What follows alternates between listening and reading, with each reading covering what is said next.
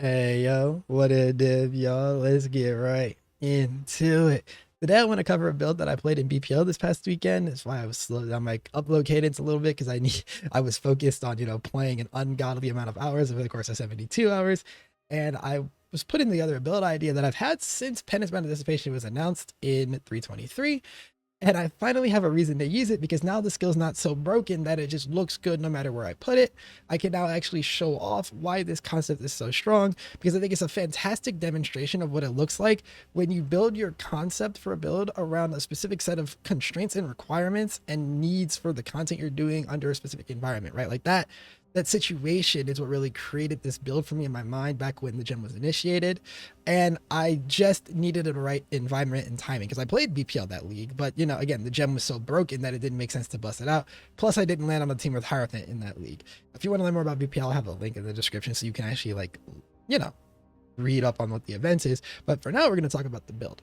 Before I go ahead and get all of that, usual stuff, like, comment, subscribe to support the video, turn notifications on if you want to, see more of what we post. Anyways, let's get into it. So Penance Dissipation was a transfig gem introduced in Affliction League that was hilariously broken. It was so broken, in fact, that it's released that it was bugged to half of its damage, and people couldn't tell that it was bugged. Like, we knew it was bugged from testing, but if you hit things with it, it didn't feel like it was bugged. And now that it's not bugged, it got unbugged in that league to do double damage and then nerfed by about 70-ish%, which, doubling the damage and then reducing it by 70% still is only really a 30% nerf overall from the state that it initially launched in. And 30% of the original state of this skill is still fucking ridiculous. So now let's talk about why this particular concept, right? We all know, if you've been on the channel for a while, I'm a Sanctum enthusiast, a little bit obsessed, you even may. And so in BPL, I also do Sanctum. It's primarily the content I prefer to engage with now. In fact, I actually haven't played BPL in a while up until Sanctum was added to the game and went core and introduced into BPL. And I was like, okay, I can come back. I can just jam for a couple days in Sanctum. It'll be lit. I'll get stuff for the team. I love that idea. And to do so, this BPL was a 3-day event, which meant that I lost a day compared to previous BPLs that I had played in. And it meant that I needed a build that could get going really quickly, and I trusted Penance Dissipation to do so. Now, you might be thinking, hold on a second. You recently gave us a list on your rankings on skills, and you said that Penance brand was bad on low cost. Yes, I did, and that's a comfort measurement. Numerically speaking, almost any skill can get to the right threshold to do the content, but is it comfortable? Is it safe? Is it efficient? No, this skill was not a safe playstyle at all in its early investment into Sanctum. That was a decision that I made knowing my level of comfort with the content. And that's another part of the decision making. Because I'm comfortable within the content, I can do things that aren't absolutely insane off the rip. Here's how the concept works. Hierophant, in its rework some time ago, got the node Sign of Purpose updated, and it says now brands have 100% more activation frequency if 75% of attach duration has expired, and brand recall has increased cooldown recovery rate. Now, the recall in cooldown recovery rate is entirely irrelevant to Penance brand of Dissipation and was only actually used for leveling the character smoother. Now, the other line there, though, the more activation frequency is insane. So mathematically speaking, if we just broke it down in the math, this is about a 25% more activation frequency modifier, which is sufficient for the other brands in the game. However, because of Penance brands like scaling, right? The gem literally says itself that it deals more damage with hits per energy after the first, up to 20 energy. And so if you get this to trigger when it's in that 17 plus energy range, you're not doubling shitty energy, you're doubling your actual the real damage of the skill. And so that was the idea behind the build. It's no longer just a 25% more, but it's somewhere in the ballpark of more like a 34 to 40% more damage multiplier, depending on how it lines up. And that was the goal. That was the entire idea behind this build from the jump. Also, it helps that, Pyro gets Arcane Surge even while using EB if a setup demands it, can get Spell Leech for mapping when needed, also has, built-in charge generation, which of course, including the min-endurance charges, makes it really strong with Arn's English, the Maven Belt that gives you endurance charge, or brutal charge instead of endurance charges for triple damage, which the triple damage is then used to apply incredibly large shocks on boss targets, etc., right? This is the whole idea that we're building around. The Ascendancy is perfectly aligned for it. Now, why do I want so much backloaded damage though? Because you've seen most of my Sanctum gameplay on other builds, and it's very front-loaded damage. Like, the goal is to absolutely obliterate things. And as the character evolved, it did proceed to absolutely obliterate things, you know, with better gear, with all the other pieces. But until we got there, what I needed was the backloaded damage, specifically because of Lycia. Lycia herself, at 50% HP, goes into her intermission phase unless you just kill her. And so when she's at 50% HP, if I have enough, just enough damage, the double trigger rate will trigger on the back end of my energy while she's getting ready to phase, which when then combined with my double core setup that included punishment means that my damage spikes aggressively when she's about to phase. And that's when you need the damage the most. You need your DPS to be the highest at the moment at which she is threatening to bathe the world in blood. And that was the core idea for the character. Once I was able to do that, it made running the earlier Sanctums not a cakewalk. Like, the zoning is still a little rough because the actual killing of things initially was not incredible. But once, you know, the gear gets rolling, I mean, we're just steamrolling through Sanctum after Sanctum after Sanctum. But the important part and why I chose Hierophant is the ability to do it in this incredibly backloaded burst fashion to kill her out of her phasing. Because otherwise I could have just played Hierophant again like I did in BPL 13 when I had Elementals on my team instead of Hierophant. Now I had both and I got to choose, but I wanted to show this concept off. And I think that's enough of like a rough introduction to the skill, because I feel like you've seen already from just the background footage what the skill looks like when it's absolutely insane, right? Like, the damage gets ridiculous. The way that this character is set up is actually that like a target reaches half HP and then pretty much evaporates, right? Frankly, like, actually evaporates. It's unbelievably disturbing. And so we're going to get ready to go over to the PLB. Links will be in the description if you want to, like, you know, parse through it. But I do recommend actually, like, hearing me explain the construction of the character further, because I have not explained all of the real details. I just kind of wanted to tell you guys about the base concept here in this intro. Let's go talk about it. All right, so this is the actual ending state of the character. I mean, you can see the damage level already over here. 40 million per brand. We're at like 80 million DPS. Absolutely absurd and excessive. Config is pretty accurate. There's some stuff like estimating the shock, because it's like can roll low, does spike high to like 35 because of like 35 to 40 because of triple damage. And so just 25 is a good number. Factors in for my replica heat shiver, etc. And so the main thing in here that I want to talk about when we talk about the PLB is, one, you'll see this custom modifiers down here. These are for punishment and the sign of purpose nodes. Punishment is cursed enemies take a large amount of increased damage while on low life, which while I could tick for that on low life, that's only for when Lycia is in that back phase. And so just to average out my damage numbers, I just averaged it out at even under what that number is, just because I like to be modest. 27% instead of 30% for the average value of it, because low life is half of their life bar. And then we have the sign of purpose node, which I talked about, the 25% activation frequency. The reason I have the calculator up here is because I wanted to show you guys how ridiculous that 25% really means, right? Because again, 25% more activation frequency does mean 25% more DPS, right? Like, it is just literally adding the 8 million to make it 25% increased damage over the 32 that we had before. But remember, I talked about the activation stages as well, and I kind of want to highlight that if I don't have the activation frequency line there from this, then I have 21 activations per brand. For a rough explanation of how this math works, you average out at 10 stages across your, your first 20 stages, and then every stage beyond that is a 20 pointer. So 21 stages means 1 times 20 plus 20 times 10 is just 200. So 220. Then divide all that by 21 to get our average number of stages, which, if the calculator would let me actually see, is 10.4 stages. So I would estimate this at PMB at 10. And so that puts us at 27 million DPS, right?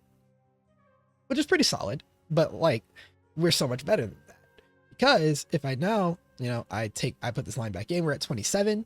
So 7 times 20 gives us 240 plus the 200, then divide by the 27 stages that we do have, which puts us at now an average stage value of 12.5, which means, so I count this again as 12.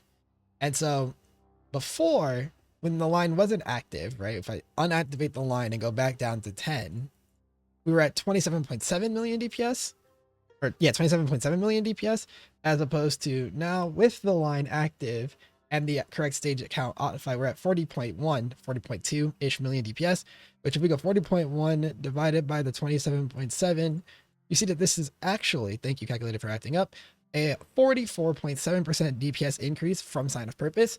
And that's, again, like the core of what makes this build work. And so I wanted to show you that here first. Otherwise, the rest of this is just me showing you the tree and whatnot that you'll be able to see in the POB, which is, you know, standard brand tree. I ended up going for double cluster. If you see this section here and you're wondering why, it is because I'm running an AG to be able to run Guardian's Blessing off of it for my Wrath that does not have a Gruffcoal's Pelt on it. And if you don't have Gruffcoal's Pelt, it does not have enough regen just from Convocation to keep itself alive, even with life recovery rate on your gear, or life regeneration rate, my bad, on your gear. And so I needed to give it four of my passive points in order to keep it alive, which is unfortunate because that could, you know, be nodes like over here at Doomcast. You see, you know, but this is not insane or anything. It could be a number of things that I could get for those points instead, even just like taking lightning damage nodes or whatever it may be. But, you know, sacrifices we make to make sure that we have all of our damage up. You know, if you have, you know, if you're in trade, you have proper resources that available to you. Gruffcoal's Pelt is a fantastic chest, so you don't have to take these points. Alternatively, instead of that, you can do what I did in a previous setup, which I would have been doing in this if I didn't lose my Spectres. We'll talk about that in a little bit. With the Spectres from Affliction that are actually stronger than this AG, I just literally, A, we didn't have the corpses for a while, and B, after we did have the corpses, I simply didn't want to deal with them anymore, quite frankly. So this is a functional enough setup to get it going. Otherwise, pretty standard gear here. Dialas with, of course, there is an Empower in it. Empower and Penance brand in reds, and then everything else in blues.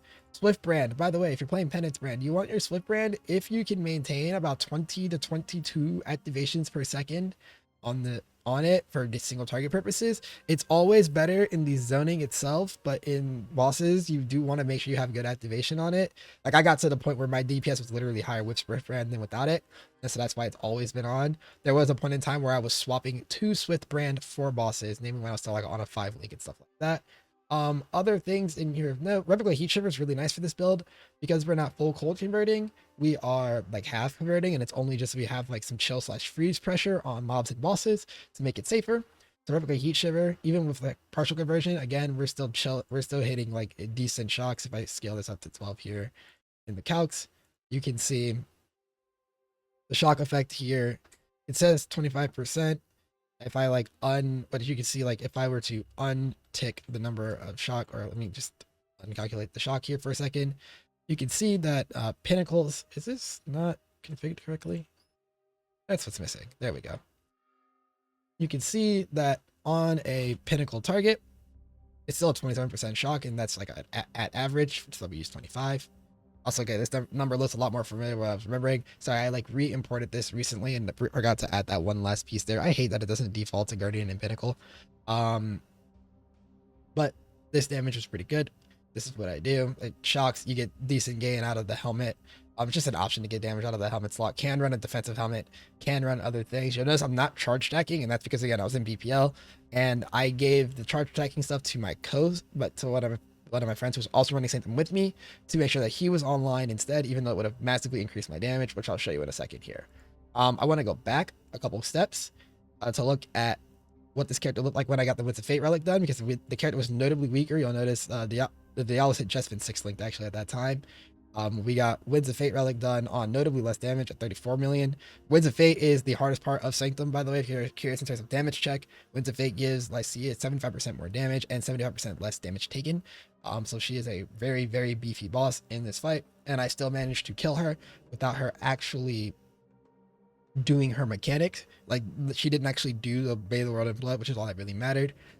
Dropped the fucking Winds of Fate. My bad. The name of the relic, by the way, is Sacred Sacrament. Winds of Fate is just what I associate all the runs with the actual thing that they reward. Which you'll see, similar type of setup, similar idea here. Still running Swift Brand because I had the damage to pull it off. Roughly same scaling. This is about like the point in the character, which I was like, yep, this is all working beautifully. Of note, this Balance of Terror, absolutely insane. Can be farmed the Sanctum, gets you Fisk and Ez, and the other stuff here. For the same reason as the other version of the character, before adding the extra cluster. It's clusters with 3 remarkables for increased clear is the main reason. It just makes your clear more comfortable when you only have to right click once. And then going a little bit further than that is, you know, largest can be Fizz, can be Lightning, can be Elemental, can be Spell. In the full version, I have Spell on one and Fizz on the other. I think that's Biss. Maybe Spell is a little bit stronger. I didn't sit down and think about this too hard because it was literally mid-event, and I didn't really need to because we were going really, really hard on just trying to get all the points. The one that I think is more fascinating to talk about, though, is the beginning setup. This is the version of the character at which I was doing 83s consistently. I was like able to start do, or not 83, I was able to do like in the 70s pretty consistently on this setup in particular, like in the high 70s, low 80s with gear like this. And it's actually kind of impressive. I managed to pull off like things like throw still and ephemeral bond on. Ephemeral bond is a fantastic option for this character because of the minimum charges that we do come with. It was actually really nice to have this as an option instead of looking for a +2 amulet, or I mean a +1 amulet that was worth using at the time, as well as, you know, Malachi's loop because we stay at a minimum of 5 charges even when it does try to eat our charges, etc., etc. Other stuff here, and this is just like not even fully configured appropriately because there's like little stuff that could be missed that is slightly missing in here, but it's not super important. But this was like the idea and how the character really got rolling, and I was pretty happy with this character state. Why does this not help Lyra? And then now to show you what the character could have looked like at its top end, because I did make a version in the case that I thought, like, you know, all the gear was right. If I were to actually get the charge stacking set up, so again, very similar to the tree I had before. We go low life, we just fully fucking send it, full damage, everything you need. It's 100 million DPS per well at 20 stages, because we have 41 activations, even with Swiss brand in, which if it cares how much that is in terms of actual like averages, 21 times 20, 420 plus 200 divided by 41, we're at like average 15. And that's still like an insane amount of stages, right? Again, remember the doubling is really on the back end as well. Like it's an absurd amount of damage that we're putting out on the bosses, over 160 million DPS basically. This is with like low life ticked and whatnot, because I was just like, I was in here having fun padding, seeing out the idea when I put this together originally. I was just like, how does it look when I just go unbelievably ridiculous? And it does look really, really good. Now, the main thing in this version, though, is that I was going to go charge stacking, double void battery, rally caches, badge, all that stuff. But again, like I said, passed over that gear, but the gear will be stronger on the version of the character that I did end up playing. Like, you could literally just take the character that I played in this POV here and replace the gear with gear that lets you go power charge stacking, and it would be notably better. Like, notably better. Not even close. The guy I gave the gear to literally had, like, double my damage, even though we were playing basically the same build, simply because he had the charge stacking stuff. It also gives you the endurance charges for keeping you safe in Sanctum, because one of the only things that breaks you in Sanctum is the Fizz Cleave. And so having that like layer, having those endurance charges helps a lot against that.